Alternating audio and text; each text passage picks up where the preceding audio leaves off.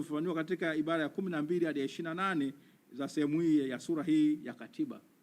Ibara ndogo ya pili katika 29, kila mtu katika Jamhuri ya Muungano wa Tanzania anaye haki ya kupata hifadhi sawa chini ya sheria za Jamhuri ya Muungano.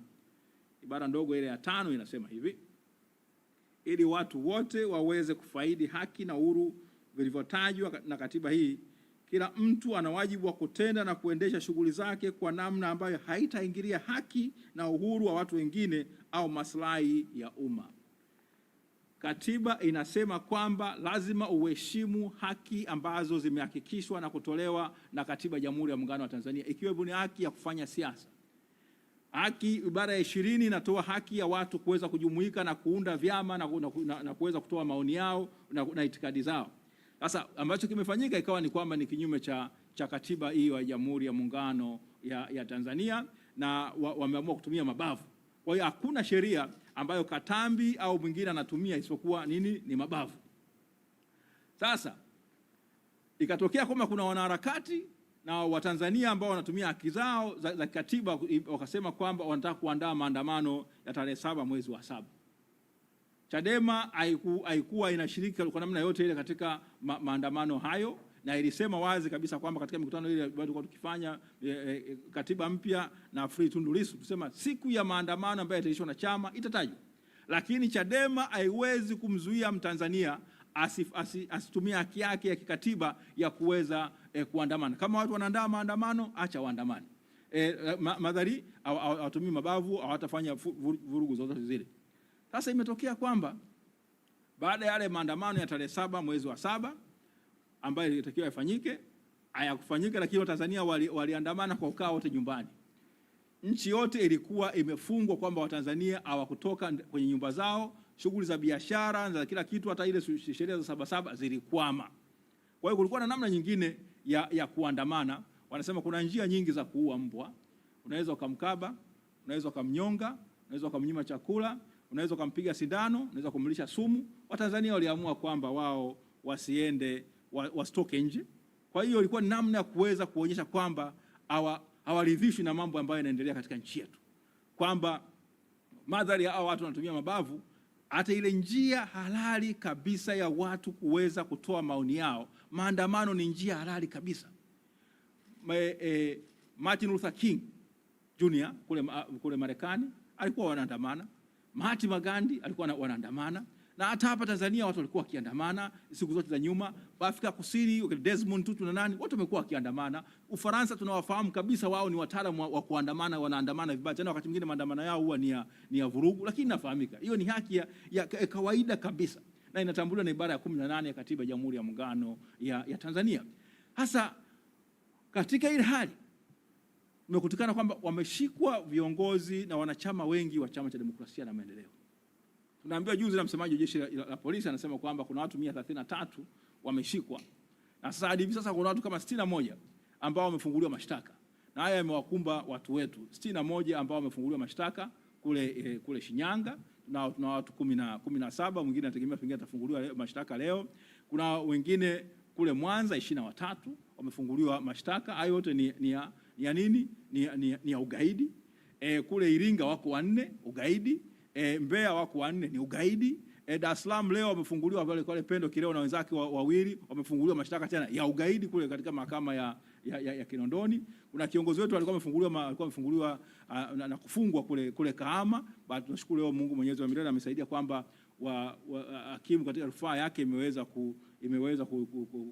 kusikilizwa na uamuzi umetoka kwamba ameshinda ile rufaa yake ile Daskora. Tunashukuru. Hasa ambacho kimeonekana, ambacho ni Chadema ambacho haikubaliani nacho, ni kugeuza shughuli halali za kisiasa za watu kukusanyika, watu kukutana na kupeana maoni, kuifanya kuwa ni ugaidi. Hii ni hatari kwamba kama tunafanya shughuli halali za kisiasa, tunajinaisha shughuli halali za kisiasa, tunaipeleka nchi yetu mahali pabaya sana. Haki ya kufanya siasa ni haki ya kikatiba, Ndivyo ibara ya 3 ibara ndogo ya kwanza inavyosema, ndivyo ibara ya 20 ibara ndogo ya kwanza na ya pili zinavyosema, ndivyo ambavyo ibara ya 18 inavyosema, na hizo hata ibara ya 26 ibara ya 29 zinavyosema kwamba watu wana haki ya kufanya siasa. Sasa kama tunafanya watu kwa kufanya siasa kwa kuwa na mtazamo tofauti, kwamba watu wanapanga kuandamana, unageuza kwamba hiyo wanapanga ugaidi. Hii ni hatari sana. Ni hatari sana, kwamba manake hatuitakii nchi yetu mambo mema. Shughuli halali kabisa ya kisiasa unaigeuza, unaipatia jina tofauti, unaiita kwamba ni jinai. Sasa mwisho wa siku tutakaaje katika nchi yetu hii? Je, sisi ni watu huru? Maana ibara ya 15 ya katiba ya nchi yetu nasema kwamba watu wote wanatakiwa kuwa huru. Sasa kama tunageuza watu ambao walikuwa huru, wanageuza kuwa watwana na kuwa watumwa katika nchi yao, hii ni hatari. Sasa tumekaa kama wanasheria wa chama, tumezipitia hati hizi mbalimbali. Ukiangalia kama hapa kwa mfano, ninayo hati ya kesi ya kule Mbeya ambayo inamhusu Noah Mwarwange, Gwamaka Mboka, Rogers Mpwani, Agustino Wasinyo. Hii inawaambia kwamba wao wametenda nini? Wametenda ugaidi, kwamba katika eneo la kule Mafiati katika walipanga kwa pamoja kutenda vitendo vya kigaidi, ikiwa pamoja na kuwashauri watu na kuwashawishi watu katika eneo la Mafiati kutenda vitendo vya kigaidi, ikiwa ni pamoja na ikijumuisha na kuharibu mali, na kwa maana hiyo na kutaka kuwatisha wananchi wa Jamhuri ya Muungano ya Tanzania. Tuna nyingine tena, huyu anaitwa Jasiri Robert Masumbi, na yenyewe ni ya Mbeya. Yenyewe vile vile nasema kwamba alikuwa na lengo la kuwashambulia polisi kule Mbeya na kusababisha vifo na kuwaumiza. Kuna kule Mwanza tunao kesi inamhusu, hii ni kesi namba 16379 ya mwaka 2026, kesi ya uchumi. Hii inamhusu Alfax Sadi Bundara Nyamwaga, Fanson Wilson Mpango, Abeli Maruta Mwesa, Hassan Mohamed Saidi, Emmanuel Anthony Wambura, Adamu Robert Idi, Damas Bebwa Sadok, Petro Matias Mabura, Abdul Amani Kagwidi, David Mashaka Maendeka, Filipo Mayingu Masatu, Edward Peter Mikindo, Emmanuel Joseph Doto. Hao 12 wanashtakiwa kwamba walitaka kuharibu mali, walishika katika mikutano kwa malengo tena matendo ya kigaidi, na kuharibu na kutaka kuchoma mali za watu binafsi na za serikali. Hiyo tarehe 7 mwezi wa 7. Haya, mwingine huko tena Iringa, au anaitwa Akudi Aknai Korai, Abdi Daudi Mwaisoba, Ambi Daudi Mwaisoba, Raimu Hussein, Elman Beatu Sambara wameshtakiwa na kesi ya kiuchumi namba 16453 ya mwaka 26 huko Iringa, na wao kwamba wanashtakiwa kwamba walikuwa wanataka kutumia vilipuzi na kuweza kuwashambulia dhidi ya maafisa wa polisi, na kwa maana hiyo na kutaka kuutisha umma. Tunayo kesi nyingine Shinyanga, hii inamhusu hii ni kesi namba ya kiuchumi namba 16506 2026, na mwisho Goldwyn Laurent, Hamisi Omari Ngunila, Johnson Paulo Michael, Joseph Isaac Ongoro, Mwebi Charles Yoyo. Hao wote wanaambiwa kwamba walitaka katika maeneo huko Shinyanga kuanzia tarehe 15 mwezi wa 6 mpaka tarehe 10 mwezi wa 7 katika maeneo mbali ya Shinyanga walikula njama ya kutenda matendo ya kigaidi, ikiwa pamoja na kuwa na maandamano haramu. Kwa hiyo wakitaka kutishia usalama wa nchi yetu. Vile hawa tena Edwin Ongito, hiyo ni kesi hawa 16504, Ongito, Jabari Abdul Sharifu, Sengiyumba Sadiki, Boniface Queen Kasuruba, Hussein Marijani Hamidu, Mohamed Shabani Nkimani, Mwinyi Salomu Kuliengana, Omari Ali Nganinga, Maulidi Ramadhani. Hao wanasema kwamba kuanzia kati ya tarehe 26 Juni mwaka 2026 hadi tarehe 7 Julai katika maeneo mbalimbali kule Shinyanga walikuwa na lengo, walikuwa njama za kutaka kutenda matendo ya kigaidi. Ikiwa ni nini? Ugaidi wao ni nini? Maandamano haramu. Tukaenda kule Mwanza, kuna kesi ya kiuchumi namba 16375 dhidi ya Deus Elias Masarago, Mohamed Saidi Tosha, Fabian Bernard Nguvumali, Samuel Kayange Mtani, Samuel Ngaji Kobel, Julius Mwita Makonga, Fanuel John Rutana, Filipo Juma Kulwa, Filipo Ntembeji Shipuruko, Hamisi Masanja Mnyimvua. Hawa wanaambiwa kwamba wataka kutenda matendo ya nini? Ya kigaidi huko Mwanza, katika eneo katika kuanzia tarehe 4, kati ya tarehe 4 na tarehe 7, katika sehemu ya Nyamagana. Walikutaka kushiriki mikutano wakijua kama mikutano hiyo ina lengo la kufanya nini? Mambo ya kigaidi, ikiwa ni pamoja na nini? Na kuchoma moto mali za watu binafsi na za serikali. Sasa na ya mwisho hii hapa ilikuwa inahusu Jackson Venant Kabiesereza. Hii ni kule Shinyanga, ni kesi namba 16503 ya mwaka 2026, kesi ya kiuchumi ambayo sema kwamba huko Shinyanga kati ya tarehe 15 Juni na tarehe 2 mwezi wa 7, wao walikula njama za kutenda matendo ya kigaidi, ikiwa ni pamoja na kufanya nini? Kuwachochea wananchi kufanya matendo haramu ya kuandamana. Sasa hiyo ndio hali tulionayo, kwamba unakuwa na watu ambao wana haki kabisa ya kikatiba ya kushiriki maandamano au kutoa maoni yao. Mwisho wa siku unaamua kuigeuza kwamba sasa sio haki tena, bali ni jinai. Umetenda matendo ya nini? Ya ugaidi. Sasa hii kwa kweli inafanya kwamba mtu aanze kusema kwamba sasa, je, nchi yetu inaamini katika utawala wa sheria? Na mwendesha mashtaka mkuu wa serikali kwa mujibu wa ibara ya 59 ibara B kubwa ya Katiba ya Jamhuri ya Muungano ya Tanzania inamtaka kwamba kwanza licha kuanzisha ofisi yake inataka kwamba afanye kazi zake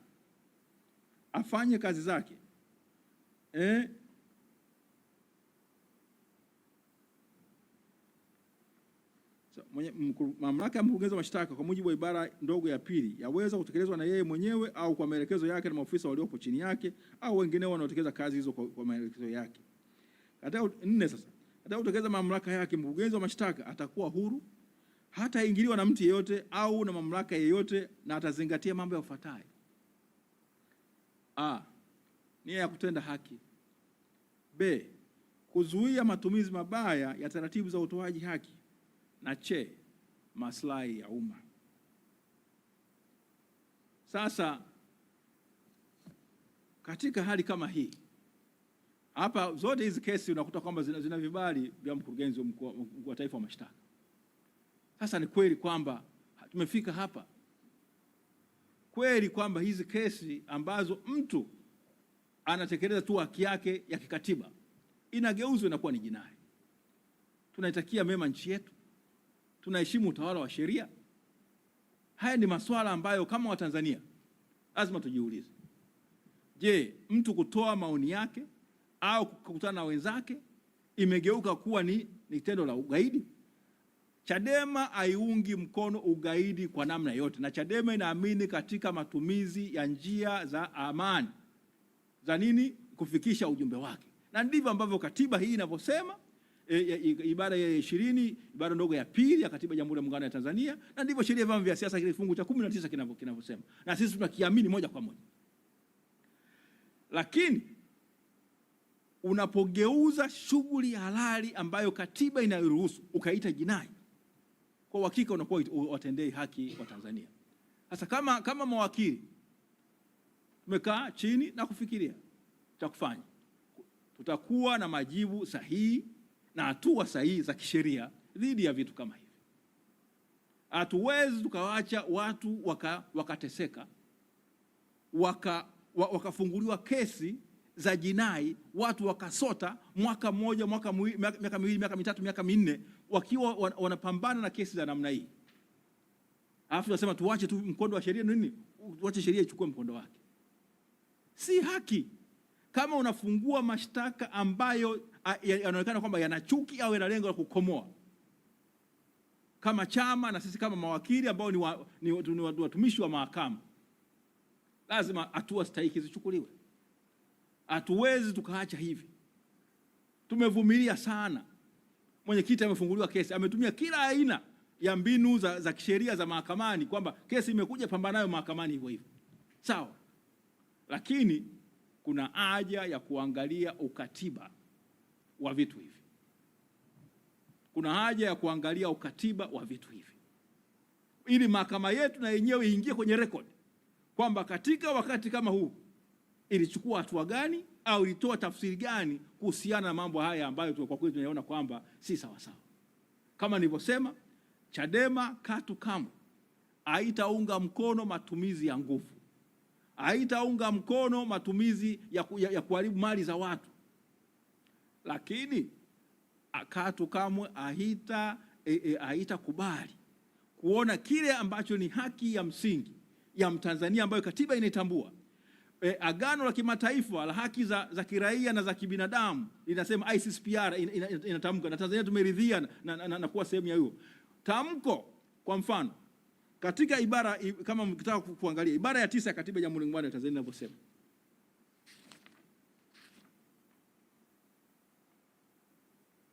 ibara ya 9 inavyosema hivi: lengo la katiba hii ni kuwezesha ujenzi wa Jamhuri ya Muungano na Serikali ya Mapinduzi Zanzibar au wa chochote kati ya vyombo vyake na udugu na amani, kutokana na kufuata siasa za ujamaa na kutegemea, ambayo inasisitiza utekelezaji wa misingi ya kijamaa kwa kuzingatia mazingira yaliyomo katika Jamhuri ya Muungano.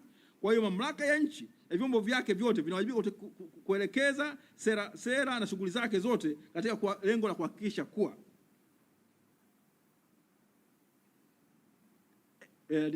fair au F, kwamba heshima ya binadamu inahifadhiwa na kudumishwa kwa kufuata kanuni za Tangazo la Dunia kuhusu haki za binadamu. Katiba yetu inalitambua na imelipokea tamko la dunia kuhusu haki za nini? Za binadamu la mwaka 1948. Haki ya kufanya siasa inatambuliwa na tamko hilo. Katiba yetu maana yake imelichukua na kulibeba ile tamko zima la mwaka 1948 kuwa sehemu ya katiba hii. Sasa kama unageuza, unataka unaamua kuiviza na kuiteketeza hiyo katiba, hizo haki, utendi sawa. Ibara ya 7 ya katiba inavyosema, nadhani tusaidiane.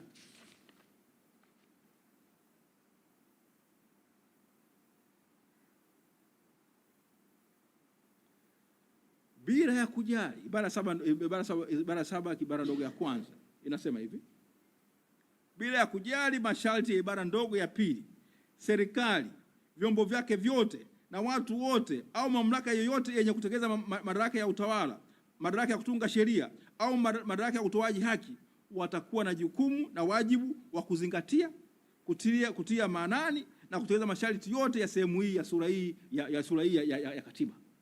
Ni kwamba hii ibara sehemu ya pili ya katiba inatakiwa kuheshimiwa na kufuatwa na watu wote serikalini, ikiwemo nini? Tamko la kimataifa la haki za nini? Za binadamu la mwaka 1948, na ikiwa ile vile vile ibara ya 8 ambayo inasema kwamba chanzo chote cha madaraka kinatoka nani? Kinatoka kwa wananchi. Sasa tumelazimika kuja hapa kuwaita nyinyi ndugu waandishi wa habari, ili kwamba tuweze kusema kwamba haya ambayo yametokea na yanaendelea kutokea, kwa sababu tunaambiwa kuna wengine hawa 61 ambao wamefunguliwa kesi, sawa, lakini kuna wengine ambao mpaka wafike 133. Maana tunazungumzia watu zaidi pengine ya watu kama 70 nayo hawajafanya nini, hawajapelekwa mahakamani. Watu hawa wana haki ya kupelekwa mahakamani. Wengi wa hao ambao wameshikwa wamekaa ndani zaidi ya siku 20. Watu hawajua watu hao wako wapi. Wengi tunaambiwa wamepigwa, wamenyanyaswa, wamelazimishwa kusaini vitu. Ni mambo ambayo tunaweza kuyafichua hadharani baadaye kama kesi zitakapokuwa zinaendelea. Lakini kama katiba yetu inasema kwamba tuheshimu utu wa mtu, tusitweze utu wa watu, kama katika kesi hizi, kwa nini unakaa na mtu zaidi ya saa 24 hujampeleka mahakamani? Unaficha watu wasijue huyu mtu yuko wapi, na unataka tuamini kwamba eti mlikuwa mnamuoji vipi? Maana yake watu wanateswa, mwisho wa siku wanasainishwa vitu. Ni mambo ambayo hatutaweza kuyakubali, lakini itabidi mahakama iweze kuyapokea na kuweza kujua kupata ukweli huu. Ubaya wa wenzetu ambao tunauona, hawaoni aibu kuanika mabaya yao hadharani. Tumeona kwenye kesi ya Lissu yanaendelea kuanikwa. Tumeona ilitokea kina Agatha Atuhaire, watu wanaendelea kuyanika tu, wakati tunatumia msemo wa kusarula. Sasa haya ni mambo ambayo ni hatari sana. Tukiendelea kuruhusu yakaendelea kutokea tusiyasemee. Kwa hiyo kama chama tumesema kwamba inabidi tuchukue hatua za msingi. Tutatuma mawakili wetu kwenda sehemu zote hizo kwenda kuwatetea Watanzania wanachama wa Chadema na hata Watanzania ambao wamekumbwa na kadhia hiyo. Sasa angalia hata kesi ya yule mwalimu wa chuo kikuu cha Dodoma, yule Kaijage. Hivi unaweza ukasemaje, ukaharamishaje yani mihadhara ya kitaaluma ukaita ni jinai, unakoita ni ugaidi? Walimu wanatakiwa kuzungumza masuala yote ya kitaaluma, hata hoja ambazo wengine hawatakiwi kuzungumza. Mwalimu anatakiwa aseme kwamba kuna msomi fulani alisema 1 2 3, msomi mwingine kuna mawazo falsafa nyingine nasema hivi. Zote hizo unaweka mawazo hadharani, mwisho wa siku wanafunzi wafanye nini? Au wale ambao wanasikiza mdahalo waweze kuchukua. Sasa ukianza kuharamisha maoni au mihadhara ya wanazuoni, uwatendei haki wa vijana wetu, uitendei haki nchi yetu, kwa sababu nataka kuwa na watu maamuma mbumbumbu mzungu wa reli ndio ambao waweze kuhitimu katika vyuo vyetu. Tuitendei haki nchi yetu. Katika masuala ya kitaaluma, mawazo yote ni ruhusa. Mawazo yote yanawekwa mezani. Ni jukumu la vijana wanafunzi kuweza kuyasoma yale na kuweza kuamua kile sahihi. Ndio maana hata katika nchi ambayo watu wanaamini kwamba Mungu yupo, ni vema unaruhusu hata wale ambao mawazo ya wasomi ambao wanasema Mungu hayupo yawekwe mezani, ili kwamba watu wafanye nini?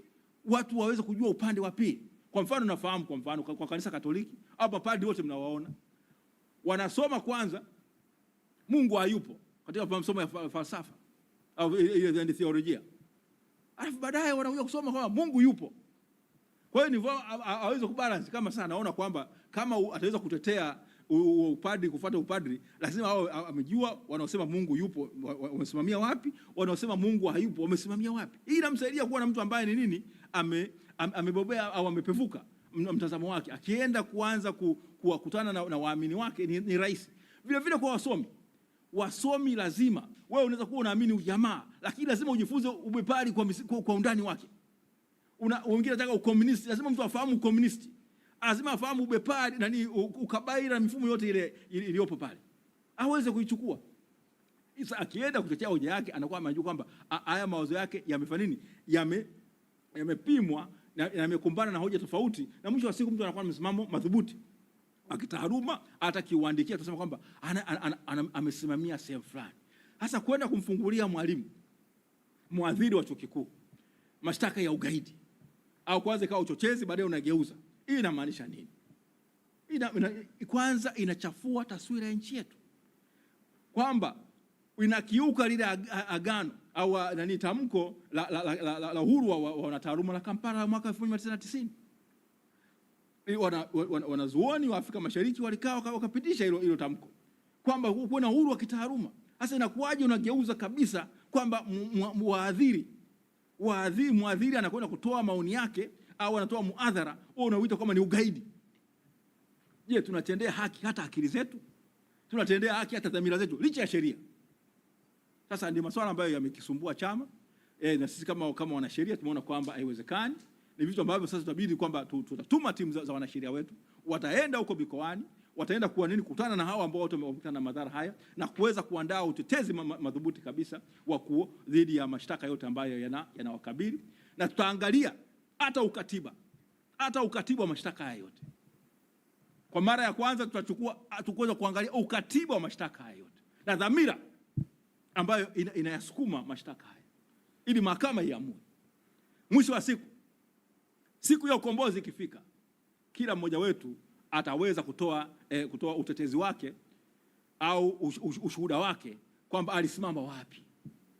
kwamba je, alisimama na kuunga mkono udhalimu au alisimama kuunga mkono haki na kutetea hata katiba hii licha ya ubovu wake wote. Kuna hayo vipengele ambavyo inavitoa haki ambazo inazitoa. Je, tuliziheshimu? Ni mambo ambayo tutayasimama kwamba Watanzania tunaweka record ili kwamba mwisho wa siku tunapofika katika mahakama ya umma siku hiyo ukweli uweze kudhihiri. Yeyote nilisema kwamba Chadema ina kumbukumbu ndefu kushikama maji ya bahari au ziwa Tanganyika. Hatutasahau uovu wote ambao umetendwa. Waliotenda maovu wajue kwamba watajibu. Hiyo ni guarantee. Sio lazima mtu kama mimi niwepo hapa ndio nisimamia hilo, lakini hata hawa vijana wetu wadogo hawa Bavicha na nani watayasimamia. Hiyo ni amini ambayo watu ambao wamekula kwamba watasimamia ukweli na kuhakikisha kwamba haki mwisho wa siku inadhihiri na kwamba hakuna jinai ambayo itaoza. Zote zitawekwa hadharani. Kwa sababu ili kuweza kuhakikisha kwamba Tanzania ni nchi inayofuata utawala wa sheria, lazima yeyote yule aliyetenda maovu ajue kwamba atalipa. Atafikishwa mbele ya vyombo vya sheria na atalipa. Leo anaweza kuwa na kinga zake anaziona na kinga zake. Lakini makosa dhidi ya ubinadamu hayana kinga. Makosa dhidi ya ubinadamu hayana kinga. Watu watashtakiwa. Wale wanaoamini katika kwamba amri kutoka juu, nipende kuambia hakuna amri kutoka juu. Juzi mahakama alikuwa anazungumza hiyo mambo ya mashtaka ya kule ya Nuremberg trials. Watu wajifunze. Watu wasiwe na kumbukumbu fupi kama maji ya mto. Kwa sababu maji ya mto yakipita hayakumbuki. Lakini sisi tuna maji na kumbukumbu ndefu kama nini? Maji ya ziwa Tanganyika au maji ya bahari. Hatusahau, inayoingia pale inakaa nasi na tutakushughulikia. Lakini kwa misingi ya haki. Hatumtishi mtu, bali tunapenda kwamba ufahamu, uzingatie, kwamba tunaweka mazingatio. Kwamba mtu azingatie, unapotenda hayo sasa ambayo si hayako sawa, kuna siku utafanya nini? Utalipa. Kwa sababu hatuwezi tukaruhusu nchi yetu ikafanya nini? Ikaingia kwenye nini? Kwenye tando ya jehanamu ambayo hapa duniani. Yalitupata Oktoba 29 na baada ya pale. Ni masuala ambayo yanasikitisha. Masuala ambayo yameibisha nchi yetu, yamechafua taswira ya nchi yetu. Licha ya kwamba hatukubaliana mfumo wa chama, lakini angalau kulikuwa na heshima fulani ambayo ilikuwepo ya nchi hii, ilikuwa imejengwa kwa muda mrefu. Hiyo sasa hizi hatuna heshima yote ile. Sasa hizi ni basket case. Kwamba tumeitubwa, tumeingizwa katika nini? Wala sio kama tumechafuka kwa vumbi. Tumechafuka kwa damu. Tumejidhalilisha. Sasa ndio haya masuala ambayo tunasema kwamba kwa hiyo zile familia za ndugu ambao wamewekwa ndani, tunaomba wawe na moyo wa ujasiri. Chama kitaweza kuwafikia kwa namna kiweza kuwasaidia, lakini kubwa ni kuwapa moyo kwamba wao wamekuwa askari wetu wa mbele katika mapambano haya. Tunawaomba wawe na uvumilivu na ustahimilivu wa kuweza kufanya nini, kushirikiana na sisi. Ni kweli watapitia katika matatizo mazonge makubwa sana, familia zitayumba, lakini tunaomba kwamba wawe na nini, wawe na ustahimilivu.